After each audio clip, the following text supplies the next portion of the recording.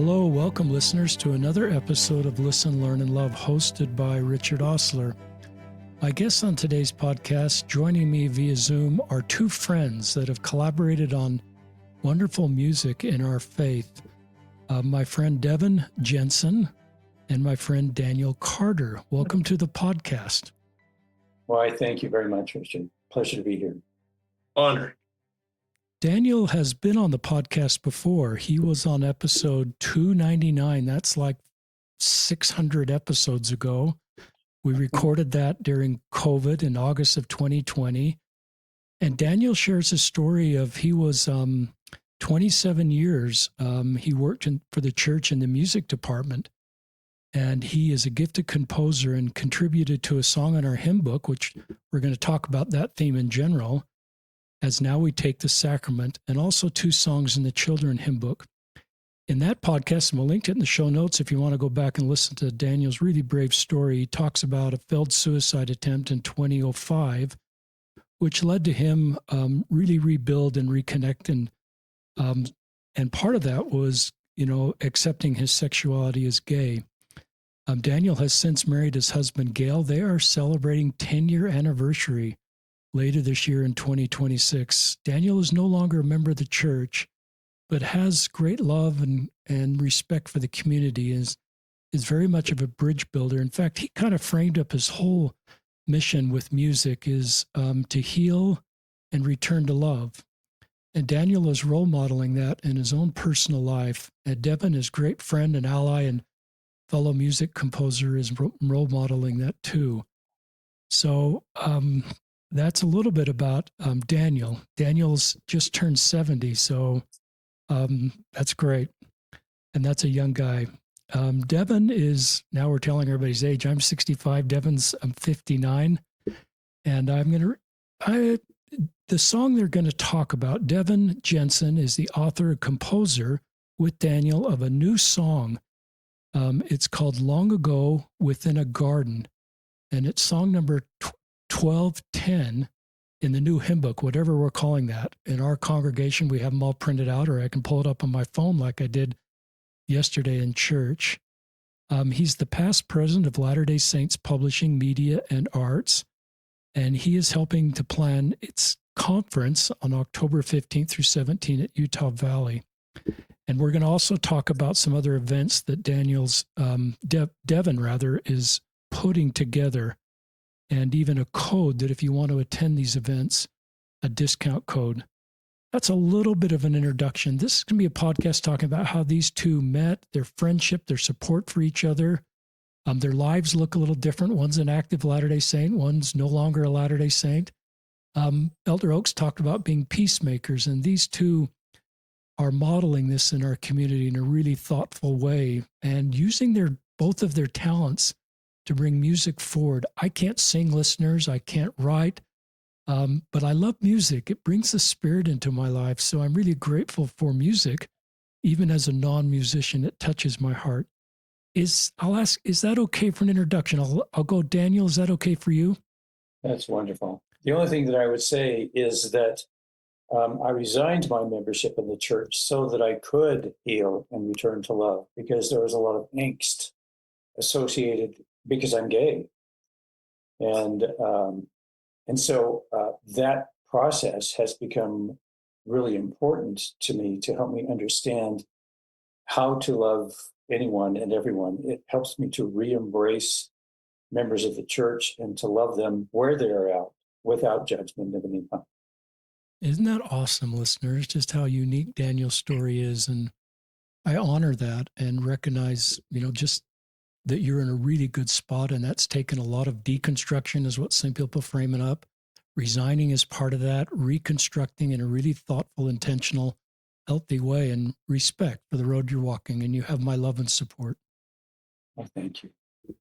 Devan, how's that for your bio or Excellent intro? introduction. I've known Dan since the 1990s, and we've been longtime friends. We're both from Caldwell, Idaho, which we discovered when we were working at the church together. And so we have a love of music, I consider myself a hobbyist, and Dan is a professional, and I love to work with Dan.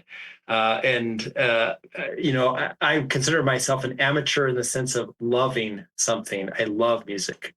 That is great. Well, I think that we're all amateurs until we understand spiritually how to embrace all that, Devin. And you already have, so you're no amateur to me. Thank you. Thank you. I'll let Dan, why don't you take a moment now, Devin, just to introduce the conference you have coming up so people know about that. We're going to link to that in the show notes, but just so that's kind of people are aware of a couple of things you want to make our listeners aware of. Yeah. Thank you for letting me take a moment. This is a passion of mine. We have a conference every fall, and right now this one's October 15th through 17th at Utah Valley University, and that's fall break for the Utah folks. So sometimes that's beneficial and sometimes that's hard to attend. But we are going to have some amazing presenters. Steve Shank, who's the head of the hymn book committee that they're putting together this hymn book, is going to be one of the keynote speakers, and I'm sure he'll share some wonderful steps along this process of what this has been like. I heard an anecdotal note that the war in heaven started with the hymn book committee, and I thought that was a fun comment about it, showing the passion that people have for, oh, this one stays, this one goes. We will have a lot of change in the hymn book.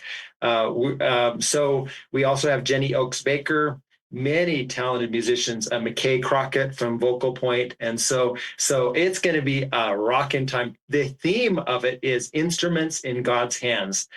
So there's a musical theme, there's a spiritual theme. I think it'll be a delightful thing. So the conference, we're going to go to LDSPMA.org. That's where you register. And this code will give you 20% off the current main conference registration price. It won't apply to the deep dives or the gala event. So this is the code: Listen, Learn, Love 26. All in one word, no spaces, and that'll give you a discount. And so thanks for that little promo. I think you'll be delighted to attend. There'll be other surprise speakers that they're going to announce that are going to be really big speakers that you'll go, oh, cool. But I won't share the surprise. Some of those are still being finalized, but you'll love the event. Great songwriting classes, great performances, and even fun. I enjoy doing a parody every year that I'll be singing and performing. So you'll love it. It's great. We'll put all that information in the show notes that Devin just shared. Let's get into, I don't know if you want to start with where your friendship started and where you started to write music together and compose and all the right verbs. I'm not even sure the right verbs. And we'd love you to hear how this very specific song came together. So those are the kind of two broad questions, or you can go in a different direction to start with. It's totally up to both of you. Well, I'll start. Good. Because my memory is, my memory is very clear about this. And these days at age 70, and because of a whole string of events, I have a neurological disorder. And so my brain isn't always clear. This morning is good. And my balance is not good. And so I have to have assistance sometimes. But the stories behind how we met are very clear to me. And what I remember is Devan and I got to know each other at work at the church office building in the 90s. He was an editor, and I was one of the publishers for the sheet music for the church. We did all the typesetting, engraving, and all that kind of thing, and prepared hymn books, children's songbooks, magazine music in about 145 languages back then. And we broke new ground many, many times just typesetting music into languages that were non-Roman, very exotic languages, including Arabic. That was one of the last projects I worked on before I retired. Devan came to me one day with a text that he'd written, and it was long ago within a garden. And he said, Dan, he said, you're a hymn writer. He said, I'm thinking about setting this text to the tune of Lord, accept our true devotion. I think that that's what we both concluded that the hymn was. And I kind of stared at him blankly, and I said, no, no, Devan. I said, I don't think that such a lovely text deserves such a pedestrian hymn tune. And then I thought about it for a second. He was a little bit perplexed. And I said, would you consider letting me set it to music? And his eyes got pretty big. And he said, I didn't think that you accepted any more texts from people. And I said, well, I want to work on something different. I want to work on something that expresses something fresher or newer, a different view. And I said, and this very much speaks to that for me. And so he agreed to let me set it to music. And within 24, perhaps 48 hours, there was this melody in my head. And I wrote it down and set the text to it and showed it to Devan. And it was like, oh my goodness, how did this actually happen? It was just one of those gifts that was low-hanging fruit in that moment. And from that point, I suggested that we name the hymn tune Evergreen, because of the visions of the different forms of trees in Devan's text. And it seemed to be a really wonderful idea in the moment.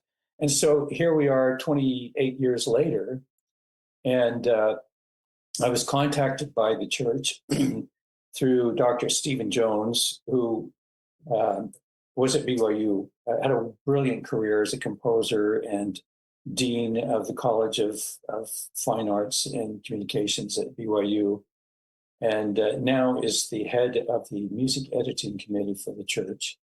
He contacted me, said, we're very interested in Long Ago Within a Garden. What are your thoughts about us pursuing this? And I said, that I'm very open to that. And at that point in time, I was in the middle of this not being diagnosed state with this neurological disorder, and my brain was very not clear.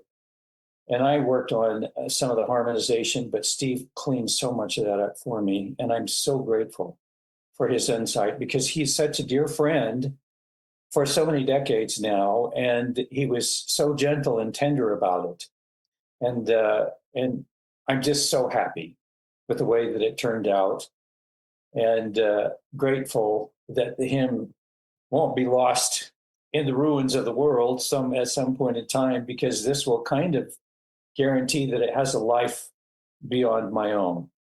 And I'm not sure that a lot of my music will survive that, because I'm not sure that there's interest in it at this point. And I think that I'm okay with that.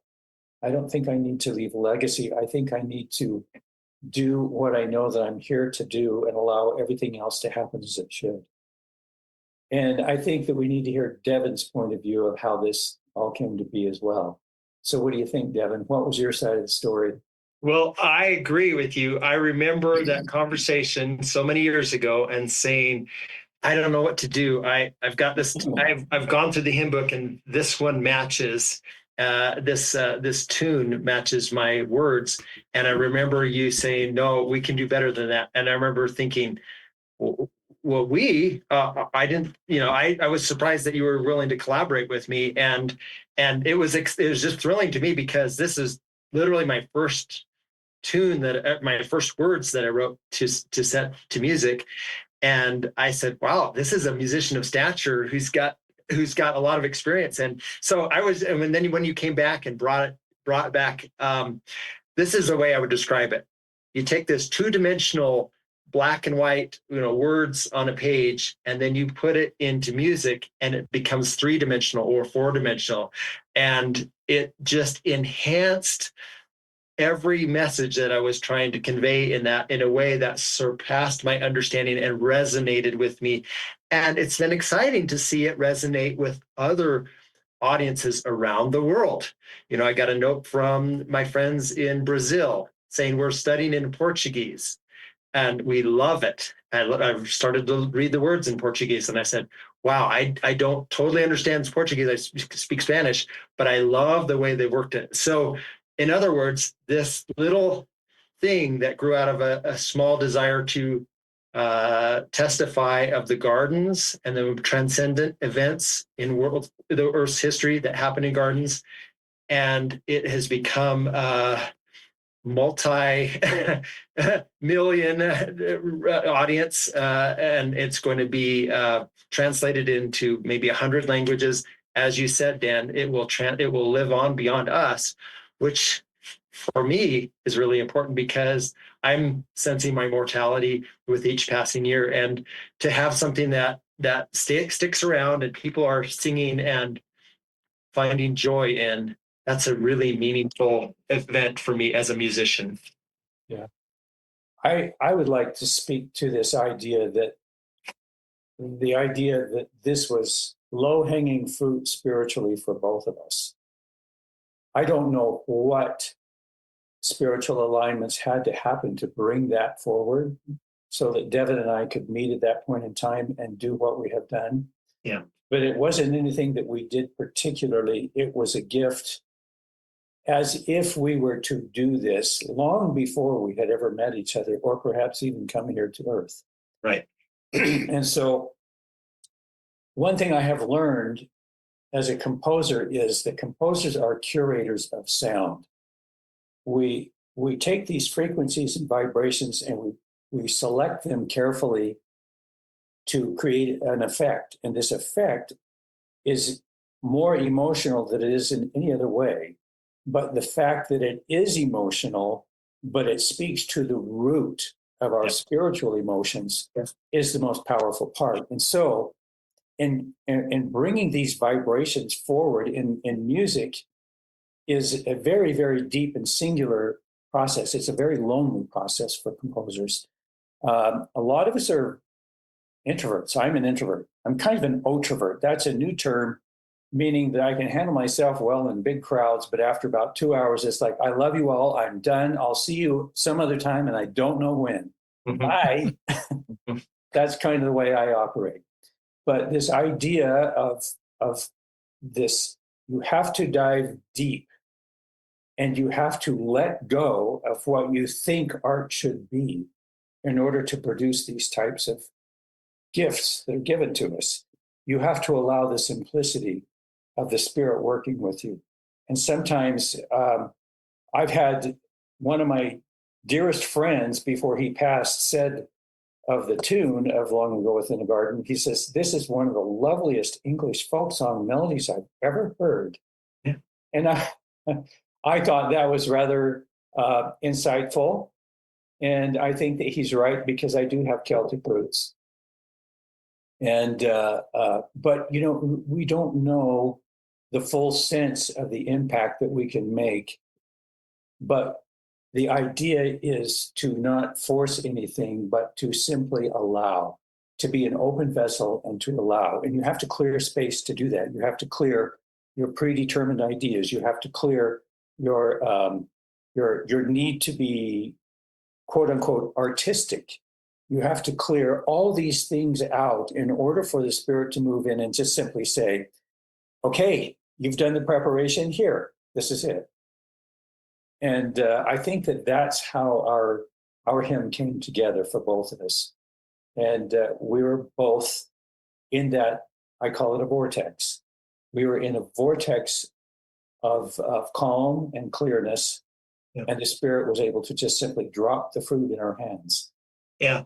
And I love that. And I love the image of the fruit, because we have a verse in there. Come to Christ and be forgiven. Taste the fruit of Father's tree, sweetest fruit of all his garden.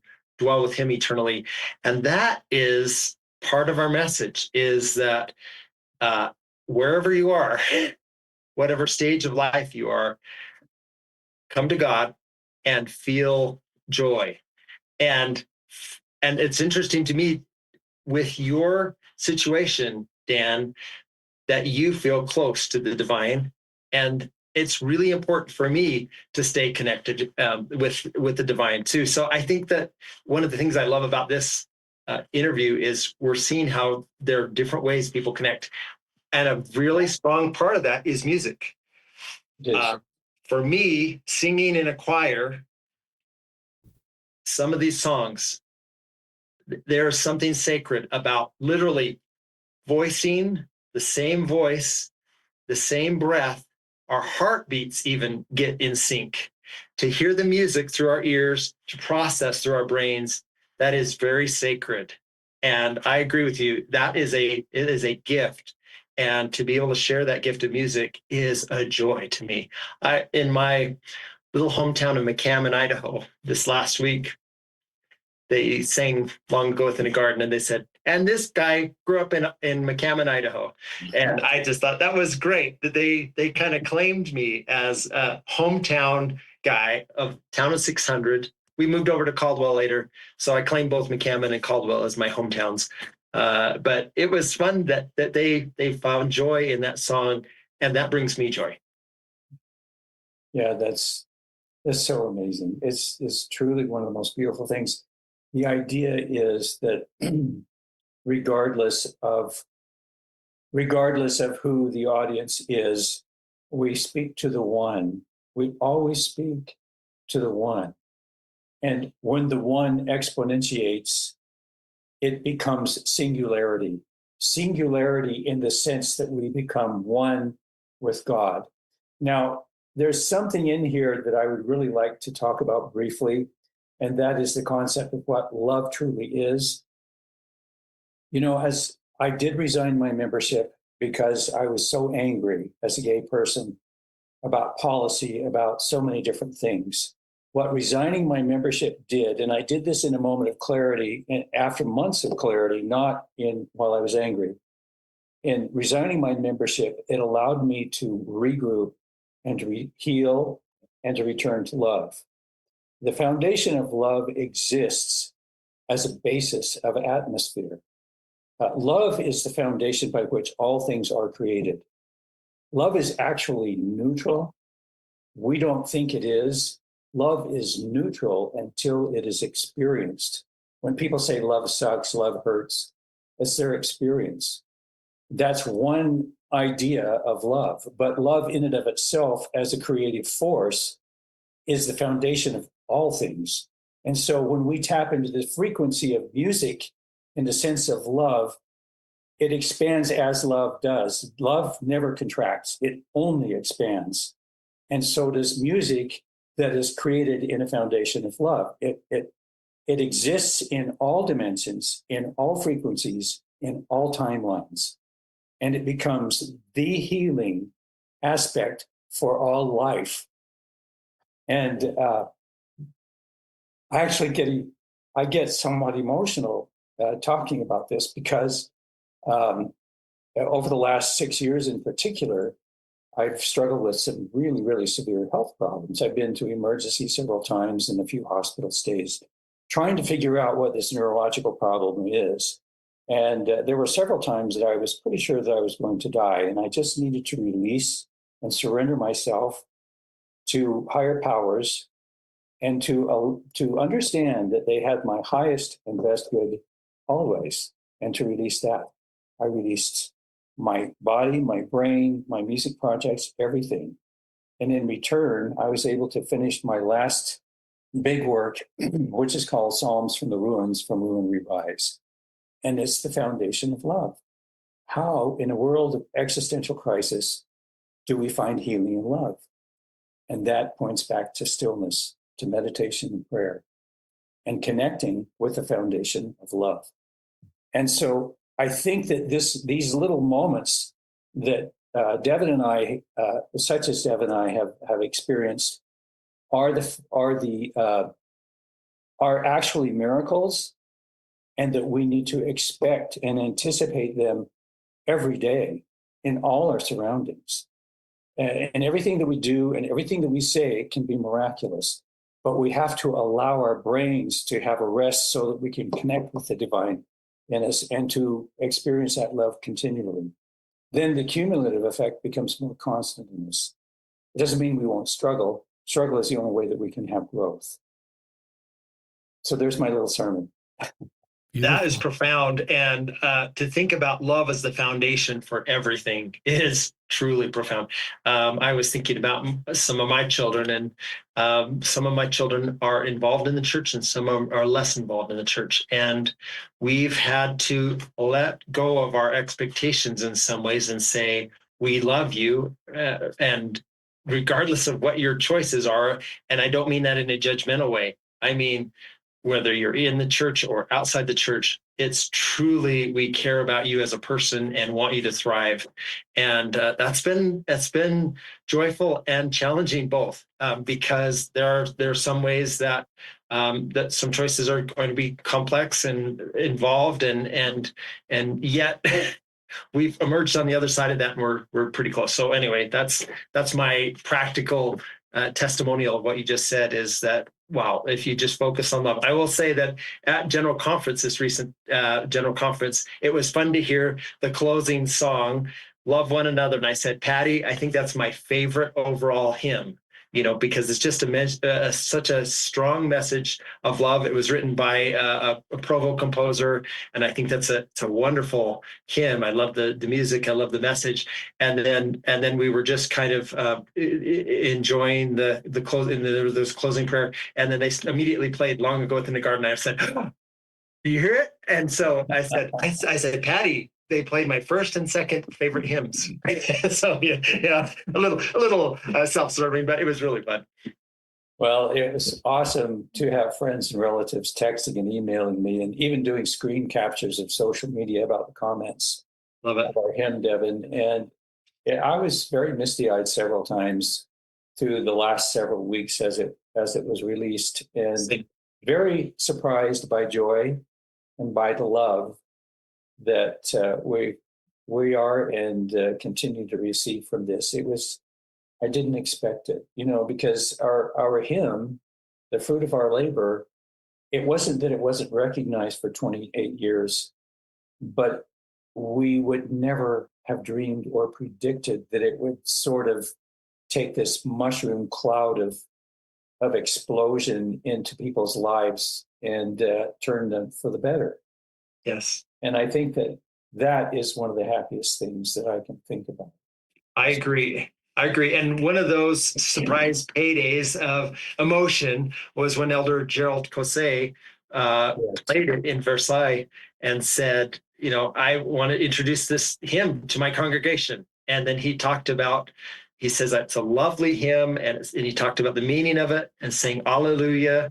He sang it and said, this is just a wonderful hymn. I hope every family will learn it. And I went, wow, this is a high level. And he was, of course, on the music committee and that approved the final words. But it was just wonderful to know that he found joy as a musician in the words and in the music and how they harmonized and synchronized. And I agree. I have the highest praise for you, Dan, because of what you did musically. And it just has a resonance and some dissonance and some resolution that are clear to the musical folks. And they go, yeah, that works for me. It's very inspiring.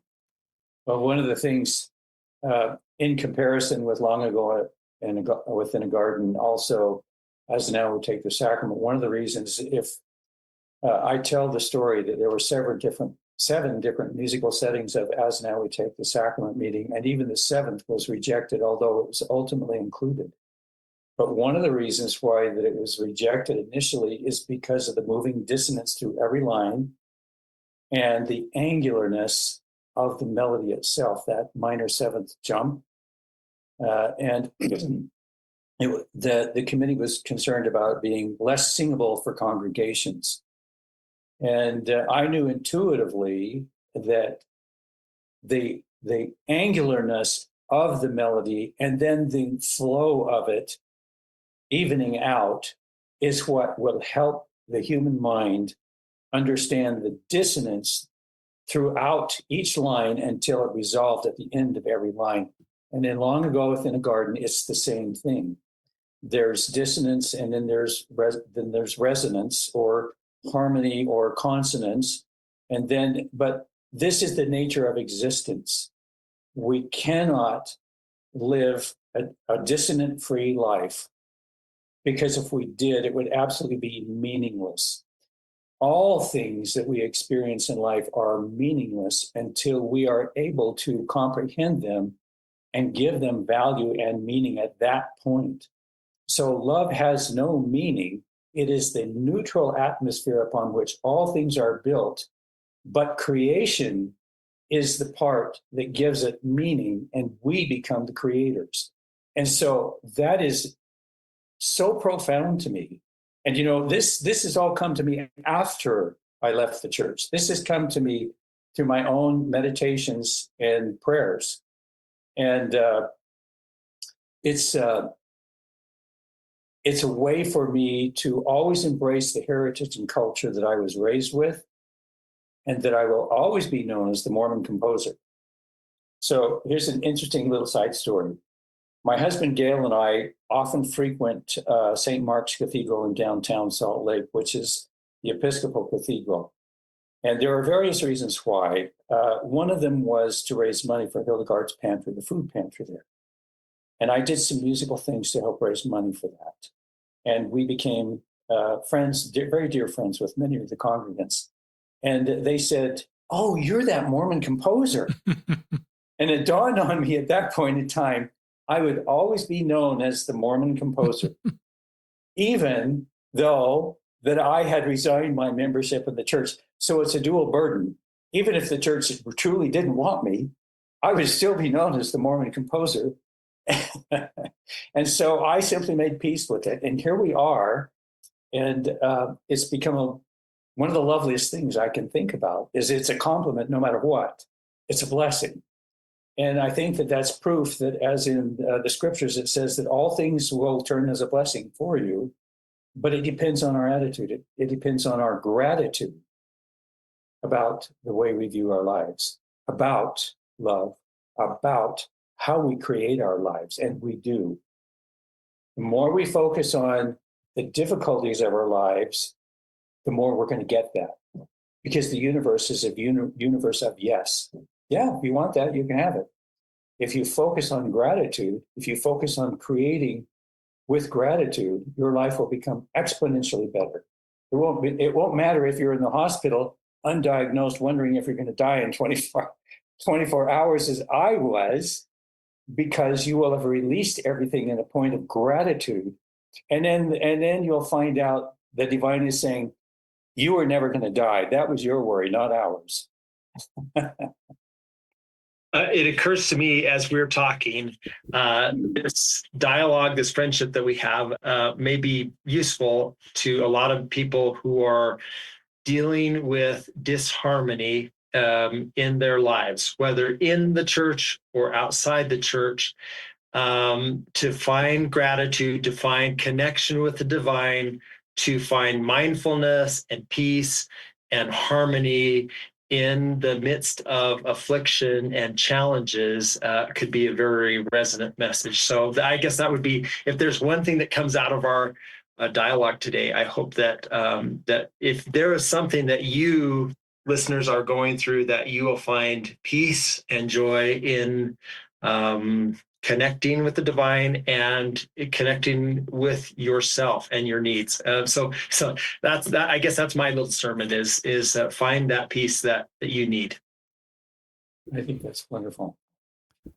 I believe that we connect with ourselves first to connect with the divine, because we are divine. And when we ignore ourselves, when we claim that we don't love ourselves, we're mentored to abandon ourselves so very well. We're mentored and taught carefully to abandon ourselves. But that's a matter of forgiveness. They didn't know that they were teaching us that, but that's the way it landed with us. So the forgiveness is, forgive me for holding my resentment against them, because that only damages myself, and help me forgive them for perceiving that they damaged me. Then the divine steps in and says, you were never not whole. All you have to do is remember your wholeness. All you have to do is to remember that the body that you are given, that the mind that you are given, that this, whether you identify as a straight person or any other form of sexuality, sexual gender, is kind of irrelevant, people. It's kind of irrelevant. It applies so specifically to this lifetime and what our purposes here are. But in the divine realm, whatever we are, is whole. And whatever we are requires us to remember that. And that comes by calming the mind, slowing down thought, getting into meditation, connecting with self, to remember that you love yourself, and all of a sudden you are never alone. You are surrounded by the divine. Everything is as it should be. Everything that is happening is with reason and purpose, because you are a co-creator, and that foundation is based in love. It's a release of everything that is not real, and an acceptance and an embracement of everything that is. In fact, when I feel the spirit, there's a piece in the Psalms from the ruins called I Sing the Song of Divine Embrace. And the Song of Divine Embrace is what we call testimony. It's the I know. Well, how do you know? The only way to know is to experience. The only way to truly experience is in the meditative state, in gratitude. Once you experience that, you know. So, and this is the most beautiful thing of all, that to know,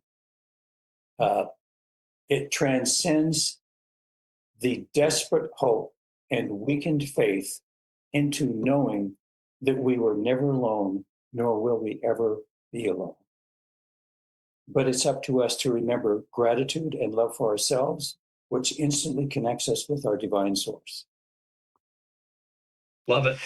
Daniel, I knew you were a terrific musician. I mean, musician. I didn't know you were a theologian and incredibly mindful and thoughtful. And I just am speaking for a lot of listeners. I'm just being spiritually fed by you right now.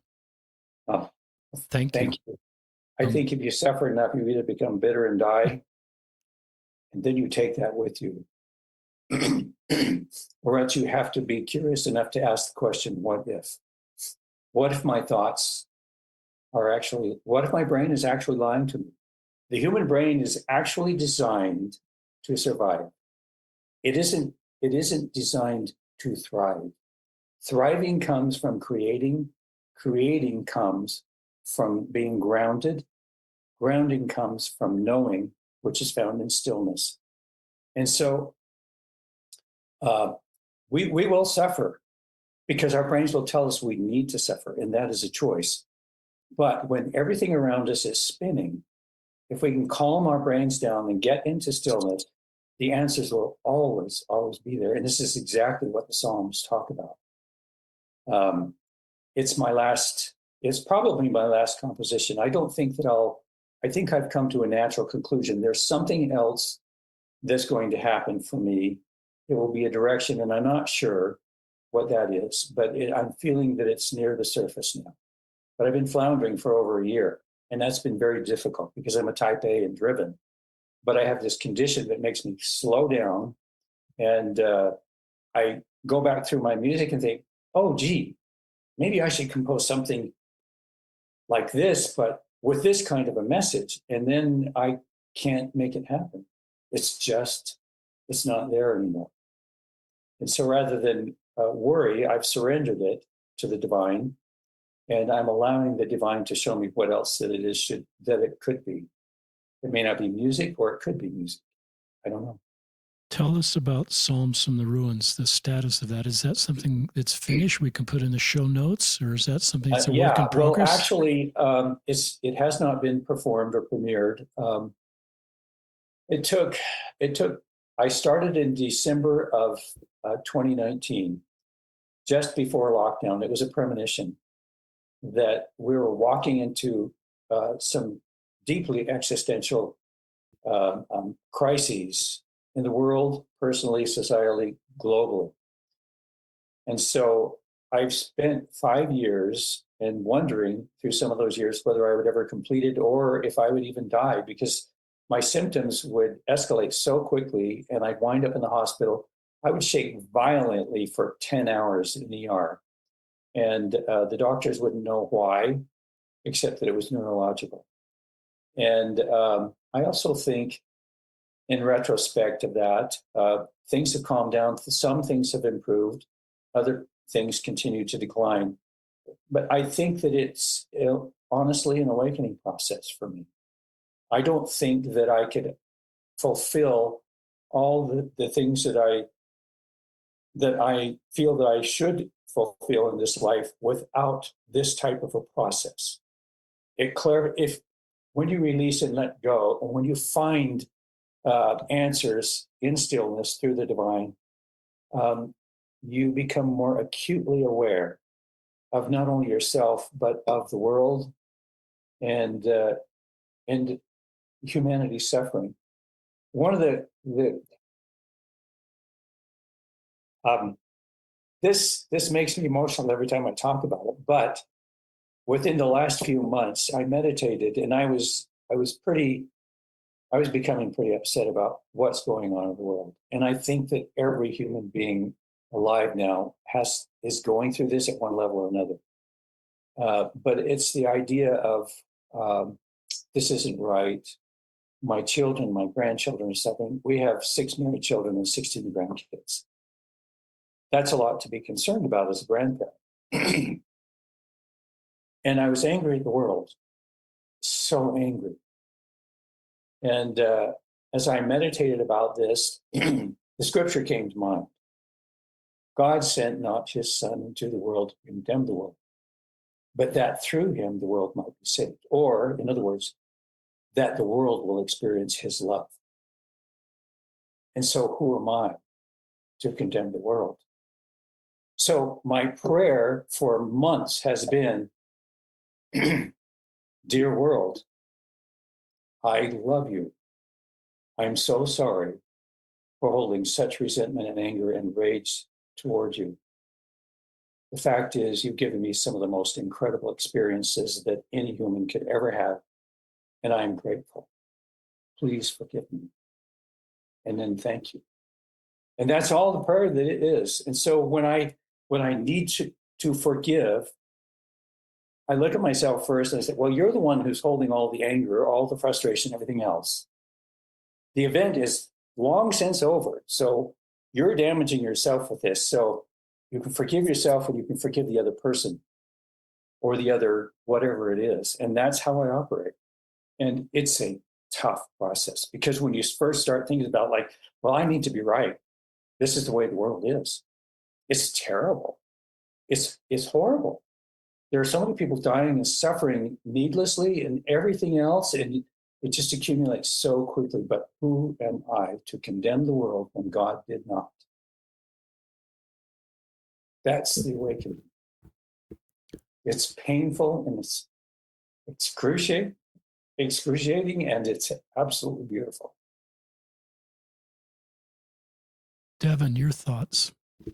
Amen. What Dan has just said is, I think, a very important realization of the world we're in right now. We're feeling a lot of disconnect, disharmony. We're feeling, and without getting specific, we are sensing that we have leaders who can, at will, destroy another civilization, kill girls in a school, and there's no remorse. So for us as citizens of this nation, citizens of the world, we say these are not in harmony with the divine. We cannot wreak violence and with immunity live without consequences. So there's a lot of discord, to use a musical term, and we are sensing this passion. Again, trying to be very neutral here in terms of any political statement. There are things that we need to do to hold people accountable, and yet at the same time to do that without anger or malice. To do so, we don't want to become the thing we hate. We want to uphold the constitutional law, to uphold the values by which we aspire to in our nation and in our world, to love, and yet to hold accountable those are high aspirations and they're very difficult. And you see the people who do that well, Gandhi and Martin Luther King, list the people, they appear to do it without effort, but I promise that required some effort on their part, and sometimes they paid a heavy price for that stance that they took. But that's what we're called to do, is to exercise love and show restraint and find that balance. And yeah, these are deep topics that I didn't anticipate when we talked about a hymn, but I really resonate with what your message is, Dan, and to find that centeredness, to find that absence of malice, and yet clear-headed compassion and justice. Those are things we're called to do as human beings. Yes, it's true. And there will be moments when you'll take it all back and say, you know what? I hate the world. Yeah. That's part of the process. It's part of the process. And you have to give yourself grace and space to do that, because your muscle memory, your body is a memory. And you have to allow these memories to purge as they can, because if they were purged all at once, you would die. There are two other things that I would like to address. I mentioned the Psalms. They haven't been performed. I had the whole work demoed, and it's an awfully nice demo by Rocky Mountain Chamber Choir. And they're a virtual choir who I contracted with to record the entire work, and it's now on YouTube. And if you're interested in hearing it, it's 45 minutes long. It's just piano vocal, so it's choir and piano, or vocal solo and piano, whatever it is. The orchestration is almost done, but I don't have a premiere for that. But you can find it on YouTube by searching Daniel Carter, Psalms from the Ruins. The entire title is called Psalms from the Ruins, From Ruin We Rise. Now, there's one other aspect, and I feel very strongly impressed to address this just very briefly. We're hearing through the news media about UFOs, and that there's a whole database that's going to be released, and that we're going to find out, quote unquote, the truth. Well, there's one absolute necessity. This information is going to knock some people's faith way off. It's going to make them question the existence of God and all these kinds of things. You have to traverse through that as you can. But the key to this is that you are a being of love. And when you let go of the angst of the information that you have and allow it to be what it is without judgment, return to stillness and find love, you will know the answers. You will know what is true and what is not. And this is the foundation of how to find out and discover anything. When you know what is true and what is not, that is knowing. Knowing is the transcendence of relieving desperate hope and weakened faith. You don't have to suffer through those two things when you return to love and allow what is. Just some comments. As I've been writing down some things, listeners, by you may be, there's been some really aha moments for me. And I'll go through these. They're mostly things that Daniel shared. The first one was just your legacy, and that maybe not every song you've written will be sung after you're gone or known. And then this deep acceptance that that's maybe okay, that I'm not just consumed with my legacy. I've just kind of let that go. And I think it's just an insight into the peace and the mindfulness and the work you've done. I wrote down stages of faith, listeners, and there's a few models of these, but Daniel reminds me of the last stage of faith of one model that's called harmony. And just this deep spiritual maturity of harmony with himself, with others, with the world, with his prior faith. Maybe one of the best examples of that in my lifetime is somebody who's gotten into that stage of harmony. I loved your word, I resigned not out of a moment of anger.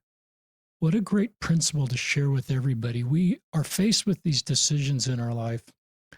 And sometimes there's a lot of anger around those decisions, but I love just that you felt your best path was to resign, but it was out of what you felt your best path was. It wasn't out of anger, resentment, or hurt. And all those are normal human emotions that you're rightly feeling, but you did this not out of anger. I thought that was really terrific. This isn't a podcast to invite people to resign from the church, but it is a podcast to honor individual stories and follow the charge that President Oakes and President Nelson have given us to be peacemakers. Devan and Daniel are role modeling this. There's a lot of differences in their personal life stories, but golly gee, listeners, the work they've done together to bring the music and the fruits of that is a beautiful modeling of how to love and how to support each other. So this isn't just theoretical. This is the fruits of what they are both doing. Is a beautiful song that's in our hymn book and a beautiful story of two friends supporting each other and believing each other. Another comment, I've said this to my sons recently and my family. This isn't quite Mormon doctrine, but I've wondered, listeners, and I'm not trying to get ahead of the brethren here, if the first law of heaven is actually love. And actually, we do better on obedience, which I believe in, if we can do what Daniel's inviting us to do as love. And Devan is showing us. And I've thought about Steve Young's book, The Law of Love, and all the stories in there about how love is ultimately what heals us and brings us together. And I love Les Miserables when Jean Valjean stole those silver, whatever he stole, and it was love that changed him. It was the priest that said, "You forgot these," and gave him cover. He didn't stand for obedience right then. He could have. But he showed what Devan and Daniel are inviting us to do. He showed love. Not all the time do we do that. That was an inspired moment that transformed Jean Valjean's life for those of us that love Les Mis. And my wife took me to that musical and said, "You might actually eventually start to love these songs." And it took about 3 times before now I just love those songs. I thought one of the things when David Archuleta came on the podcast I felt impressed to do was to thank him for all the years of service he gave to the church, all the tithing he paid, all the concerts he gave, all the people whose lives are better because of David Archuleta. And I said to David, I don't want to make you the hero one day for being in the church and the villain the next day for leaving. You're the same good person. And Daniel, you've given, I don't want to compare you to David Archuleta, but obviously you spent a lot more time in the church and paid a lot of tithing and create a lot of beauty and a lot of good. And I just, as a rank and file member, want to thank you for all you've done when you were in the church and all the good you did and the lives you blessed and the conversations you've had and just want to give you the grace back that you've given to us. Thank you. And you're a good man. And it's easy for me just to say my job is to love and the Savior's job is to save and just leave all this at the feet of the Savior. So there's a beautiful music story in this podcast, but then there's a human story that I'm so grateful that Devan and Daniel have shared. I want to ask a question for Devan.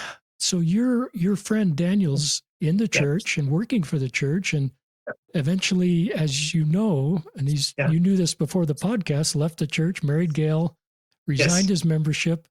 How did you process that? And did you pull away from Daniel or just stay his friend? And are you okay me asking that question? Yeah, I'm 100% okay.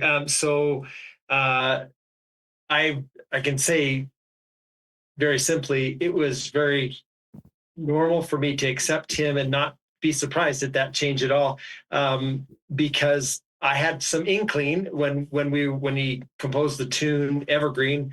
I thought, oh, Evergreen, that's the name of the same-sex attraction group in the church. And so I thought, there might be something there. And so I remember at that time thinking, maybe there's a story there. I'm not going to pry.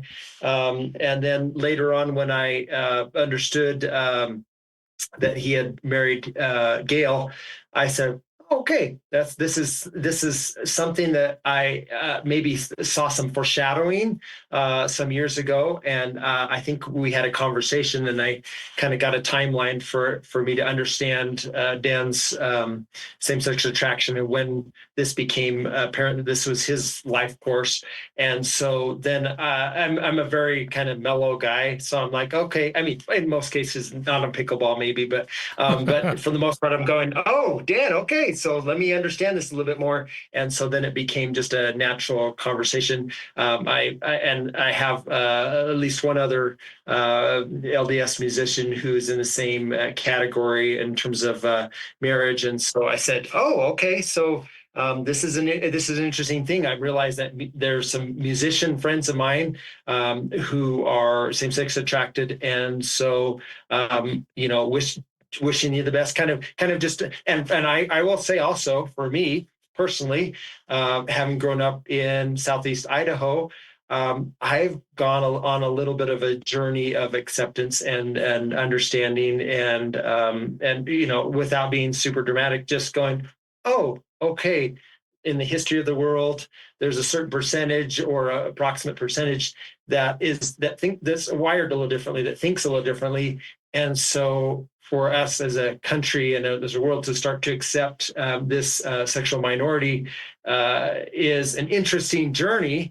For me personally, it was, I remember it's a small moment when President Obama changed his position on this. And I'm thinking to myself, this is a topic I've not really thought about much. And so having that alignment with my friendship with Dan, having a nephew who is gay, I started to say, I think that I'm going to keep an open mind on this and start to understand. And that being said, church employment is an interesting part of that, and I'm saying, well, what are the church doctrines on this? What are how do all these topics intersect? And so anyway, like you said, it's a bit of a journey for me. It was that the immediate impact of Dan was just acceptance. The longer term thing was okay, how do I fit in? How do I fit in? How does this topic fit into the bigger church and to the constitutional life in the United States, global community? And so it has been a bit of a journey of coming to grips with how I intersect with this community. I love that answer. And I love you talked to Daniel about his experience. Daniel, and just learned a little bit from Daniel about his journey. Any thoughts on that you'd like to share, Daniel?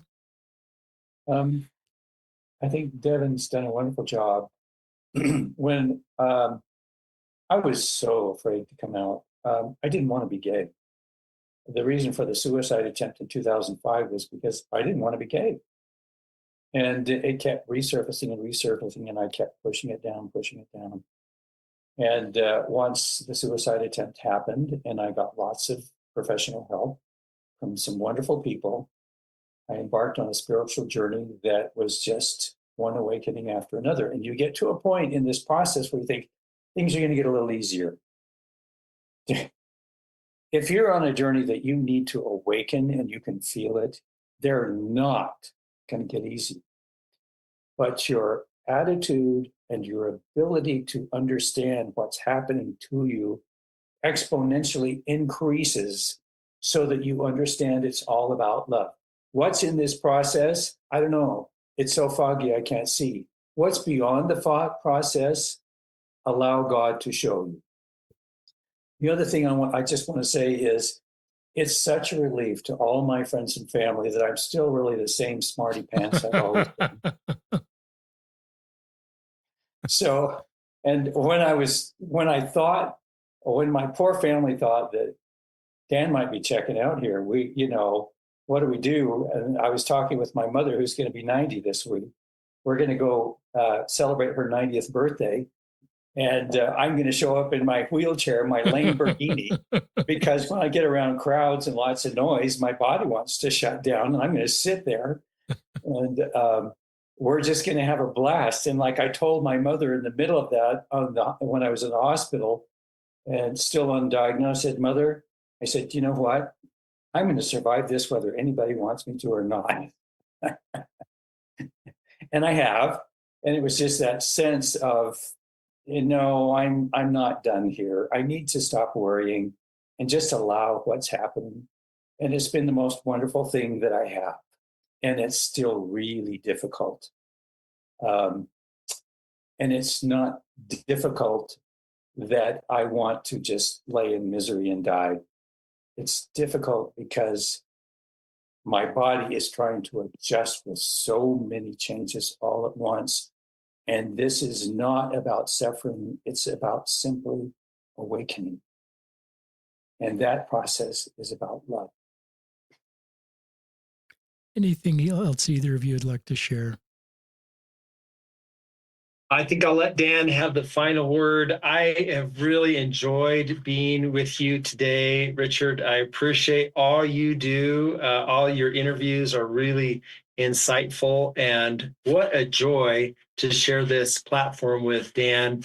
And grateful to you, Dan. I just have the greatest admiration for you as a collaborator, as a creator, and grateful that you have elevated from two-dimensional words on a page to three-dimensional, the harmonies and the resonant message of our hymn, and it will live beyond our lifetimes. And hallelujah. Thank you. My love to both of you and my love to all of our listeners. And that is unconditional. It's great.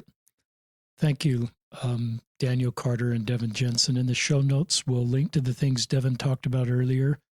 We'll add this 45-minute YouTube that Daniel mentioned, Psalms from the Ruins. That would be a great thing that we can add to the show notes.